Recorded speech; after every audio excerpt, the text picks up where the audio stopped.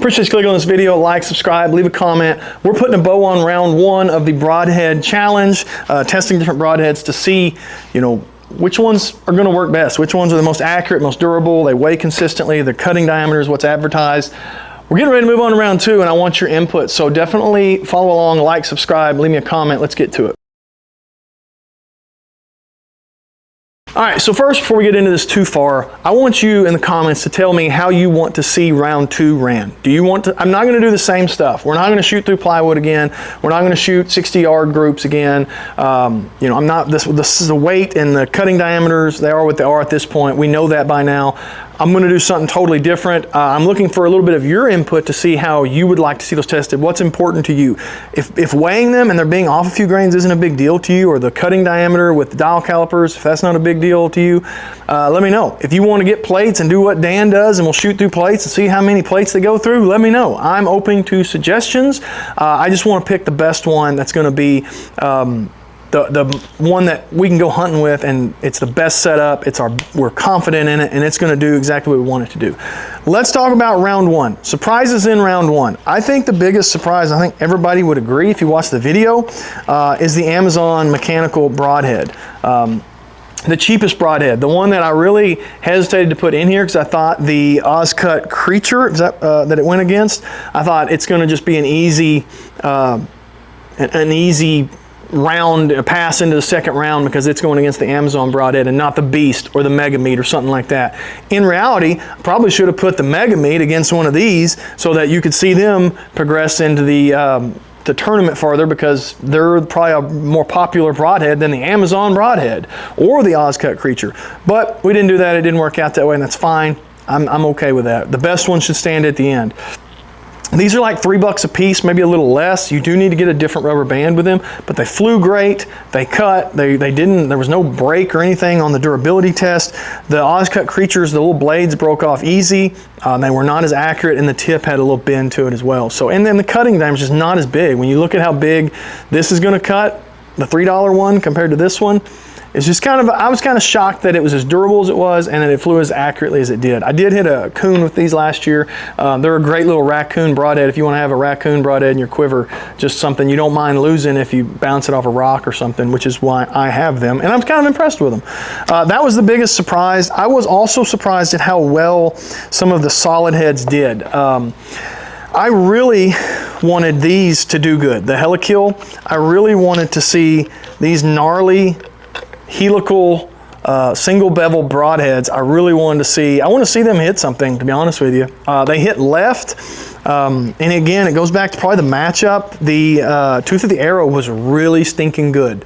If this was against, potentially the Oscut Hurricane or the Annihilator, you might see this one move on and not that one. So I don't throw them away and we'll never use them, they're trash. It's a good broadhead. It just happened to match up against, and I've never shot either, the Tooth of the Arrow, which I think was the surprise of the whole thing. If I can get one out here. I've only got one left, at how accurate this shot. The knock I've always heard on fixed blades is they're not as accurate as mechanicals. That it's going to, it's going to create drag, and it's got 4 blades, you would think it would, but they stacked in so good that it broke 2 of the broadheads. This was the most accurate broadhead that we shot the entire time. Now, knocks on it, cutting diameter small. It's an inch, I think, somewhere right around an inch from tip to tip. There's 4 of them, but that's not gonna be super big. Just to keep that in mind, but it is super accurate.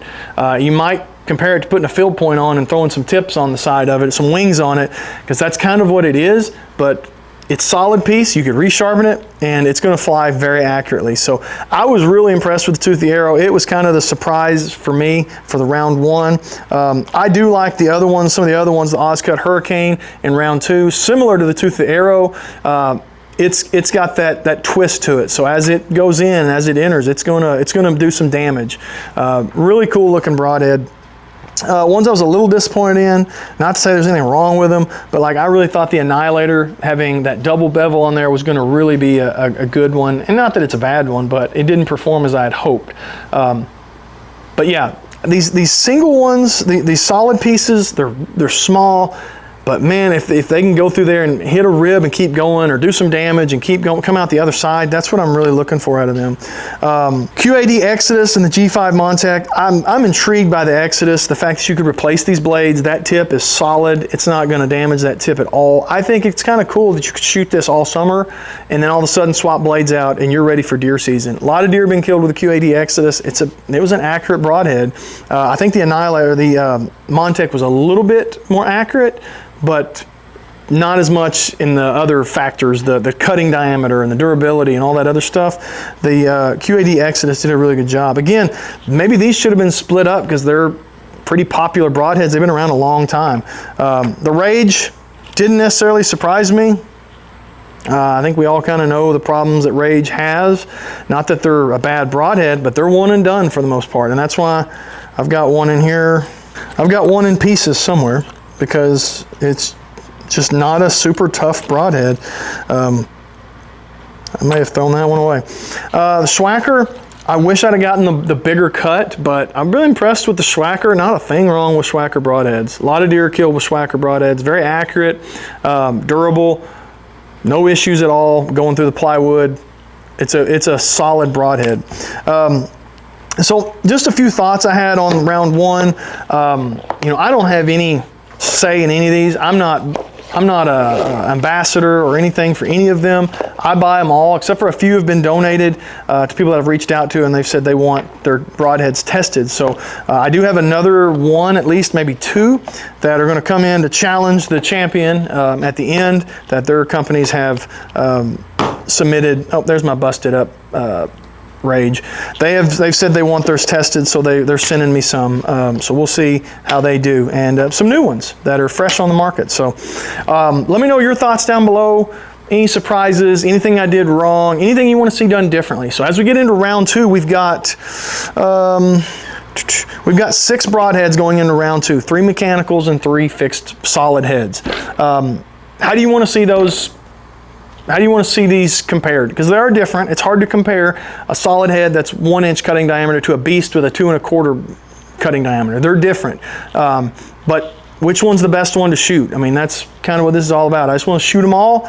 I want to go that one I'm confident in, and that's the one I'm going to run with. So let me know any tips you've got, any ideas you've got. I've got some ideas. I got some things being ordered. When they get here, we'll start round two. So let me know your thoughts, how you would want to do round two. If you're getting ready to start scouting for deer, RamboBikes.com, use TripleRwoods. I've got a Savage 2.0 over there that I'm fixing to go get up in the Ozark Mountains, and we're going to see how it does in the hills, and get some cameras out, get ready. And it's hot, it's nasty out. Make sure you're drinking some Black Flag hydration. Use TripleRwoods at checkout. No taxes, no shipping. If you just order one thing, it's going to ship to you for free. Whereas some other companies, you got to spend $100. You got to buy some crap you don't want just to get free shipping, because you get up there in that $70, $80, $90 and you start going, well, I might as well just order it. So I've been there, I get it. With Black Flag, you don't have to play that game. So check them out, link down below. Palmetto Precision Strings, get them ordered. Get on there and talk to him. He'll cut you a discount if you let him know you have seen this video, and get your strings before deer season gets here. Appreciate you watching, guys. Have a good one. Stick around.